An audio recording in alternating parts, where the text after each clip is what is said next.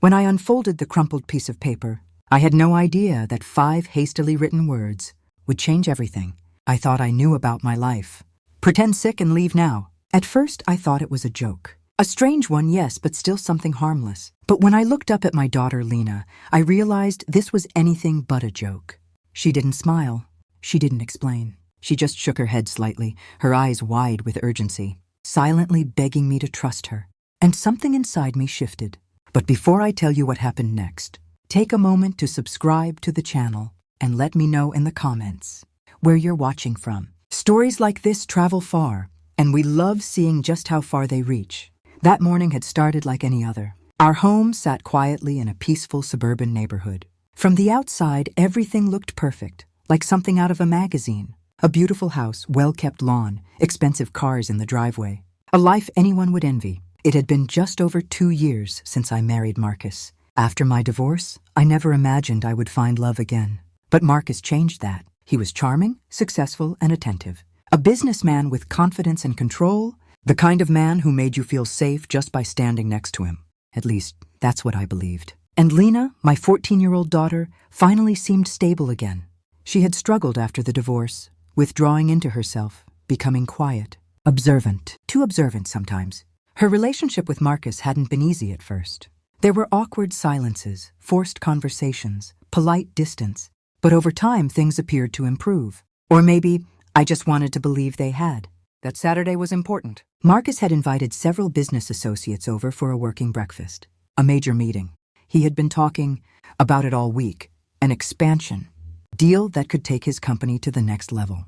He wanted everything perfect, and that meant I had to make everything perfect. I had spent days preparing, planning the menu, organizing the dining area, making sure every detail was flawless. Fresh flowers on the table, polished glassware, carefully arranged dishes. Everything had to reflect success. Everything had to impress. I was in the kitchen finishing a salad when Lena walked in. The moment I saw her, something felt off. Her face was pale. Her eyes, they weren't just tired. They were afraid. "Mom," she whispered, stepping closer. "I need to show you something in my room." Her voice was low, tense. Before I could respond, Marcus walked into the kitchen. He adjusted his tie as he entered, looking exactly as he always did, perfectly put together. Even at home, he carried himself like he was about to walk into a boardroom. "What are you two whispering about?" he asked with a smile. But it didn't reach his eyes. "Nothing important," I replied quickly. "Lena just needs help with schoolwork." He glanced at his watch. "Make it quick. Guests will be here in 30 minutes. I need you both ready." There was something in his tone, not harsh but firm, controlling. I nodded. Of course. I followed Lena down the hallway. The moment we entered her room, she shut the door quickly and turned the lock. That alone made my heart skip. "Lena," I said softly, "what's going on? You're scaring me." She didn't answer right away. Instead, she grabbed a small piece of paper from her desk and pressed it into my hand. I unfolded it. "Pretend sick and leave now." I frowned. "What is this?" I asked. "Lena, we don't have time for games." "It's not a game," she whispered. Her voice trembled. Mom, please believe me. You have to leave. Right now." There was something in her eyes I had never seen before. Not confusion. Not teenage frustration. Fear. Real fear. "Lena," I said, my voice tightening, "tell me what's going on." She shook her head quickly and glanced toward the door. "I can't explain. Not here, please. Just trust me." Before I could say anything else, footsteps, heavy, approaching. The doorknob turned. Marcus stepped inside, irritation flashing across his face. "What's taking so long?" The first guest just arrived. I looked at Lena, her eyes locked onto mine, begging. "Trust me." In that moment, something deep inside me made a decision. I didn't understand it, but I followed it. "I'm sorry," I said, placing a hand on my forehead. "I suddenly feel dizzy. I think I'm getting a migraine." Marcus frowned. "You were fine a minute ago." "I know," I said, forcing weakness into my voice. "It came on suddenly." He studied me for a moment. Then the doorbell rang. His attention shifted instantly. "Fine," he said. "But don't take too long." He left. The moment the door closed, Lena grabbed my hands. "You're not staying," she said urgently. "We're leaving right now." "Lena, this is crazy." "Mom," her voice cracked. "Your life is in danger." The words hit me like ice water. For a second, I couldn't breathe. "What are you talking about?" But she didn't explain. "Just say you need medicine. We'll leave together." I hesitated. Guests were arriving, everything I had worked on. But then I looked at her again, and I knew. Whatever this was, it wasn't small. I grabbed my purse and keys. We walked back to the living room. Marcus stood with two men in suits, laughing, confident, completely in control. I forced a smile. "I'm sorry," I interrupted. My headache got worse. "I need to go to the pharmacy." His smile paused for a fraction of a second. Then it returned. "Of course," he said smoothly, turning to his guests. "My wife isn't feeling well." "Hurry back," he added quietly to me. Something in his eyes made my stomach tighten. We walked out, got into the car, locked the doors. "Drive," Lena said immediately, her voice shaking. "Just drive." I started the engine. Pulled away! My hands felt numb on the steering wheel. "What is going on?" I asked. Silence. Then, "Marcus is trying to kill you, Mom." I slammed the brakes. A horn blared behind us. Everything froze. "What?" My voice barely came out. "I heard him last night," she said, tears filling her eyes. "He was on the phone. He said he's going to poison your tea today." My world shattered. "No, that's not possible." But she didn't hesitate. "I heard everything." And in that moment, for the first time, I began to realize the life I thought I had, the man I thought I knew, might all be a lie. The car moved forward, but my mind didn't. It felt like everything around me had slowed down, like I was watching my life from a distance, unable to fully process what I had just heard. "Marcus is trying to kill you." Lena's words echoed again and again in my head. "No," I whispered, shaking my head slightly, as if I could physically push the thought away. "That's not possible." But deep down, something was already breaking. "Mom," Lena said firmly, wiping her tears but forcing herself to stay strong. "You think I would lie about something like this?" I didn't answer, because I couldn't. Instead, I gripped the steering wheel tighter and forced myself to focus. "Tell me everything," I said. Every detail, every word. I needed something, anything, that could prove this was just a misunderstanding. Or confirm my worst fear. Lena took a deep breath. "It was last night," she began. "Around 2 a.m, I went downstairs to get water." Her voice trembled slightly, but she kept going. The light in Marcus's office was on. The door was slightly open. I felt my stomach tighten. "I thought he was working late again," she continued. "But when I got closer, I heard him talking." "On the phone?" She nodded. At first, I didn't think anything was wrong. But then, he said your name. My fingers tightened around the wheel. "What exactly did he say?" I asked quietly. Lena closed her eyes for a second, trying to recall every word. "He said, everything is ready for tomorrow. Aisha will drink the tea like she always does. No one will suspect anything." A chill ran down my spine. "He said it would look like a heart attack," she continued, her voice breaking now. "And then he said, you'll make sure of it." I felt like I couldn't breathe. "And then," she whispered. He laughed. That part hit the hardest. Not the plan, not the poison. The laugh, cold, casual, as if my death meant nothing, as if it was just another business deal. "No," I whispered again, but this time there was no conviction in my voice. Because suddenly, things started making sense, in a way I never wanted them to. "Maybe you misunderstood," I said weakly. "Maybe he was talking about someone else. Another Aisha." "No!" Lena cut in, more sharply than I had ever heard her speak. "He was talking about you." Her eyes locked onto mine. "He said once you're gone, everything will be easier. The house, the insurance. Everything." The insurance. My heart dropped. 6 months ago, Marcus had insisted we take out a life insurance policy. $500,000. At the time, it had seemed responsible, smart. He said it was for my protection, for our future. Now, it felt like a death sentence I had signed myself. "The insurance," I whispered. Lena nodded slowly. "He mentioned it, Mom. He said it specifically." My hands started to shake. How could I have been so blind? How could I not see this? And then Lena spoke again, quieter this time. "There's more." I looked at her. "What else?" After the call ended, he started going through some papers, she said. I hid until he left. Then I went inside the office. "You what?" I turned to her, shocked. "I had to know," she said quickly. Something felt wrong. I couldn't even be angry, because she was right. Something was wrong. "What did you find?" "Debt," she said. One word. Heavy. Cold. "Stacks of documents," she continued. "Bank notices. Overdue payments. Legal warnings." My mind struggled to process it. "Marcus is successful," I said automatically. "His company?" "His company is failing," Lena said. Silence filled the car. "Mom, it's bad," she added softly. "Really bad." I felt like the ground beneath me was disappearing. For 2 years, I had believed we were building a secure life. Stable, comfortable, safe. But now it felt like everything was built on lies. There's something else, Lena said, reaching into her pocket. She pulled out a folded piece of paper. I didn't take anything from the office, she said quickly. I just took pictures, but this was already in the hallway printer tray. I took it from her with trembling hands. A bank statement. Not one I recognized. Different account. Different bank. But the name, Marcus, and the transactions, my heart sank. Small amounts. Transferred regularly. Over months. I didn't need to read every line to understand. He's been moving money, I said quietly. Lena nodded. Your money, she added.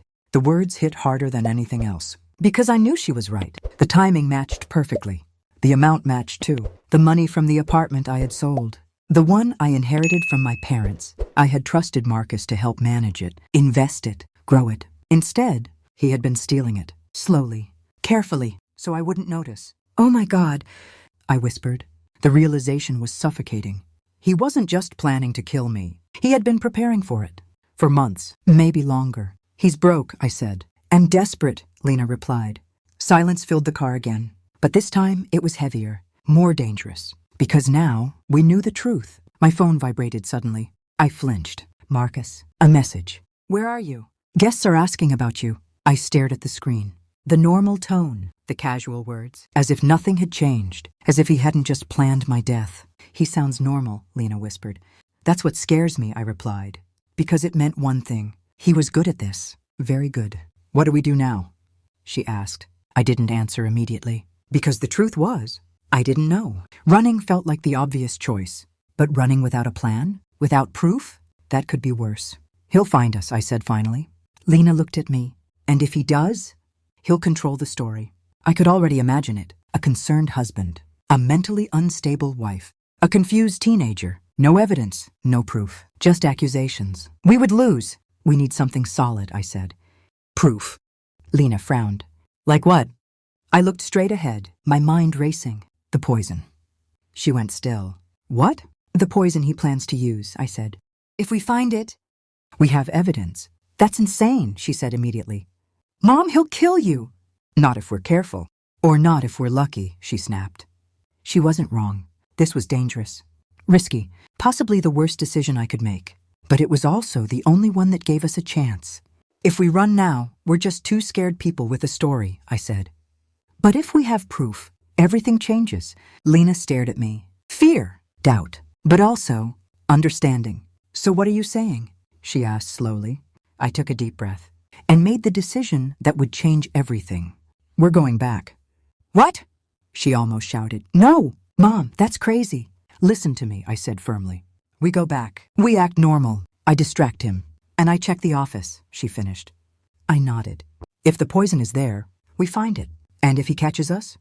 I hesitated, because there was no safe answer. We don't let that happen, I said quietly. Lena looked out the window, then back at me. Her fear hadn't disappeared, but something else had taken its place. Strength. Okay, she said. Just one word, but it meant everything. I turned the car around, back toward the house, back toward Marcus, back toward the man who wanted me dead. As the house came into view, my heart started pounding again. More cars had arrived. The meeting was in full swing. From the outside, everything looked normal. Perfect. But now I knew the truth. This wasn't a home. It was a trap. And I was walking right back into it. We stick to the plan, I said as we parked. Act normal, Lena nodded. If anything goes wrong, text me, she said. I managed a small, tight smile. Exactly. We stepped out of the car and walked toward the front door. Every step felt heavier than the last. Because this time, I knew exactly what I was walking into. The moment we stepped back into the house, it felt like entering a different world.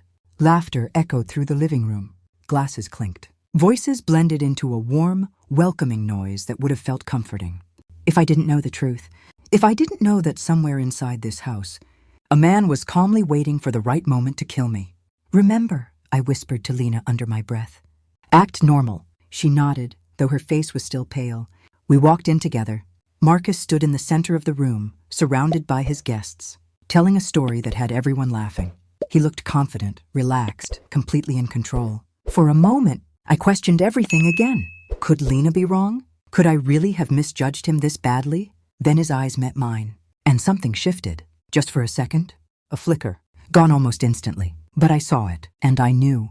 "You're back," he said, walking toward me with that same perfect smile. His arm slid around my waist. The touch made my skin crawl. "Feeling better, honey?" "A little," I replied, forcing a weak smile. "The medicine helped." "Good," he said smoothly. Then he turned to Lena. "And you? You still don't look well." "I think I need to lie down," she said softly, playing her part perfectly. "Of course," Marcus said gently. "Go rest." His tone was kind. Too kind. Lena gave me a quick look before heading upstairs. That was our signal. The plan had begun. I stayed behind, alone, with him. Marcus picked up a glass and handed it to me. "Water," he said. "You should stay hydrated." I hesitated for a fraction of a second before taking it. Was this it? Was the poison already in my hand? I didn't drink. I just held it. "Thank you," I said quietly. "No tea today?" he asked casually. The question hit me like a knife. I forced a small laugh, not with a migraine. "Caffeine makes it worse." For a brief moment, his smile tightened. Then it returned. "Smart," he said. But something in his eyes had changed. He was watching me now. Carefully. "Come," he said. "I want you to meet someone." He guided me toward a group of guests. I smiled, nodded, spoke when spoken to. But inside, every second felt like a countdown. I checked my phone discreetly. Nothing. No message from Lena, which meant she was still searching. Or worse, she had been caught. No. I pushed that thought away immediately. Lena was smart, careful. She would be fine. She had to be. Minutes passed. They felt like hours. Marcus stayed close. Too close. As if he didn't want me out of his sight. As if he was waiting. For the right moment. For me to make a mistake. Then my phone vibrated. My heart jumped. I glanced down. One word. Now. Everything inside me froze. Something had gone wrong. "Excuse me," I said quickly, forcing a polite smile. "I need to check on my daughter." Before Marcus could respond, I turned and walked toward the stairs. Not too fast, not too slow, just enough to not draw attention. But the moment I reached the hallway, I ran. I pushed Lena's door open. She was standing in the middle of the room, pale as paper. "He's coming," she whispered urgently. I saw him start walking toward the stairs. My heart dropped. "Did you find anything?" I asked quickly. She nodded. "In his office. A small vial, no label, hidden in the drawer." "Did you take it?" "No, just a picture." Good. That was good. But it wasn't enough. We needed more. Footsteps echoed in the hallway. Slow. Deliberate. "Aisha?" Marcus's voice called out. We both froze. "He's here," Lena whispered. "Act normal," I said quickly. The door handle turned. Marcus stepped inside. His eyes immediately scanned the room. Sharp. Observant. Dangerous. "Everything okay?" he asked calmly. Too calmly. "Yes," I replied, forcing a relaxed tone. "Lena still isn't feeling well." He looked at her, then at me. Silence stretched between us. Heavy, uncomfortable, suspicious. "And you?" he asked. "Feeling better?" "A little," I said. I forced a small smile. "I think I'll come back downstairs now." He didn't respond immediately. He just kept watching us, as if trying to read something we weren't saying. Then he smiled. "Good," he said. And then he dropped the words that made my blood run cold. "I made you tea." My heart stopped. "Your favorite," he added. "It's waiting in the kitchen." This was it. The moment. The plan. The poison. Every instinct in my body screamed at me to refuse. To run. To get out. But I couldn't. Not yet. Not without proof. "Thank you," I said carefully. "But I don't think—" "I insist," he interrupted, still smiling, but firmer now. "It's a special blend. It helps with headaches." There was no kindness in his voice anymore. Only pressure, expectation, control. I felt trapped. If I refused too strongly, he would know. If I agreed, I might not survive. "Okay," I said finally, buying time. "Just give me a minute." He studied me, then nodded slowly. "Don't take too long," he said, and walked out. The moment the door closed, Lena grabbed my arm. "You can't drink that," she whispered, panic rising in her voice. "I know. We have to leave, now." I nodded. "Yes, we're done here. No more pretending. No more risks. We had enough. We had the photo. We had the truth. Now we needed to survive." I moved toward the door. Tried the handle. It didn't move. I froze. "Mom?" Lena said. I tried again. Nothing. My stomach dropped. He locked it. Panic hit instantly. "He locked us in?" Lena's voice shook. "Yes." Which meant one thing. He knew. Or at least, he suspected. We were no longer safe. We were trapped. I forced myself to think, fast, calm, controlled. The window, I said. Lena turned.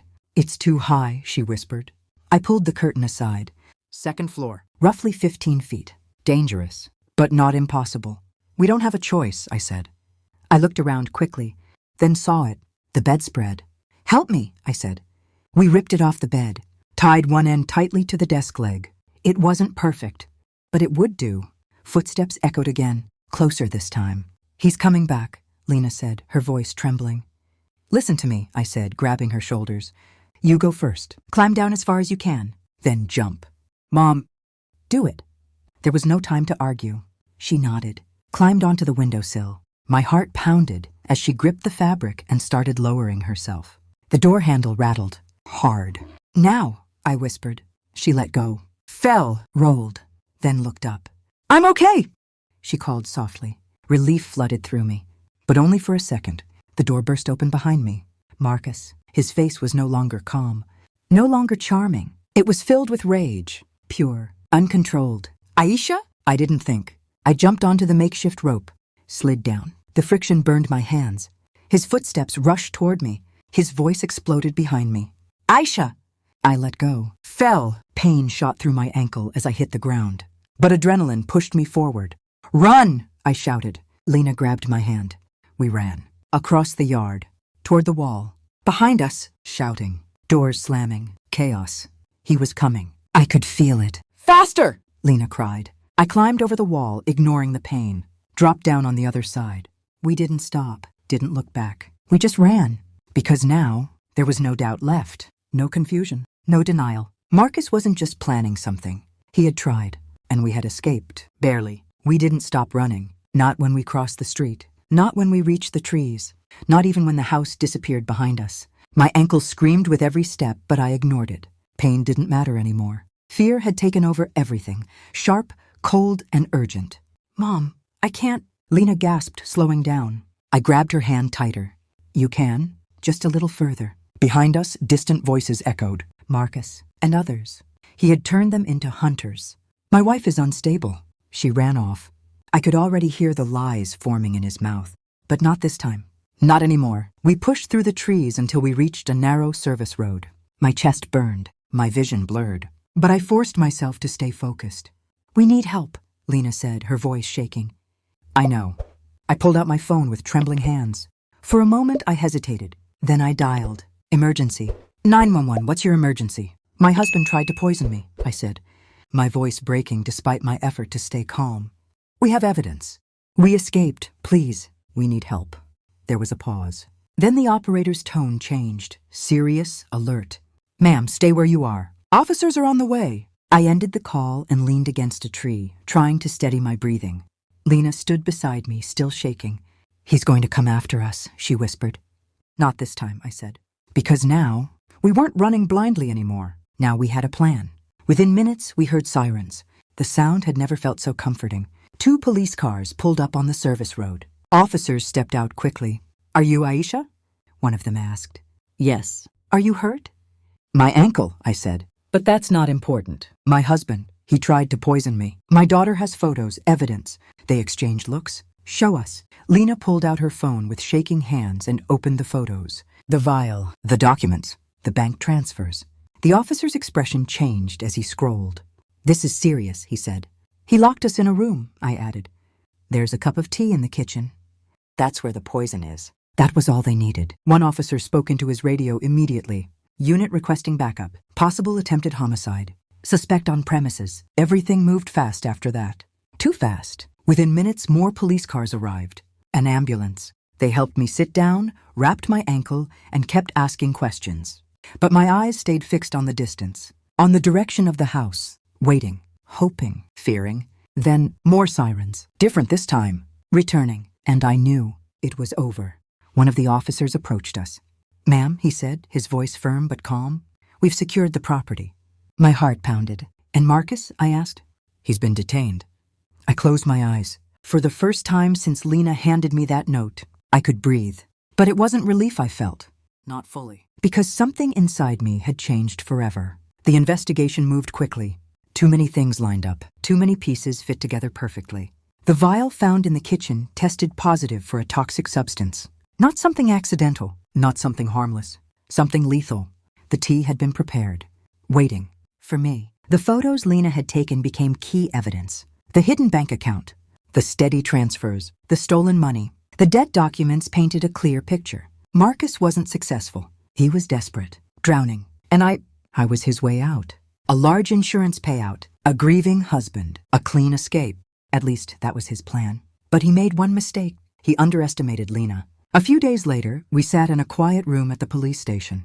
An officer placed a file in front of me. "There's more," he said. Inside were records, calls, messages, financial trails. Marcus hadn't acted alone. The call Lena overheard? It was real. The other person? Someone who had helped him obtain the poison. Someone who had been promised a cut. That person had already been taken into custody. The entire plan exposed. Every detail, every step, every lie. I stared at the file, at the name of the man I had trusted, the man I had loved, and I felt nothing. No anger, no sadness, just emptiness. "How long?" I asked quietly. "How long was he planning this?" The officer hesitated. "Based on what we found, several months." Months, while smiling at me, while holding my hand, while telling me he loved me. The thought didn't break me. It hardened something inside me instead. The trial didn't take long. The evidence was overwhelming.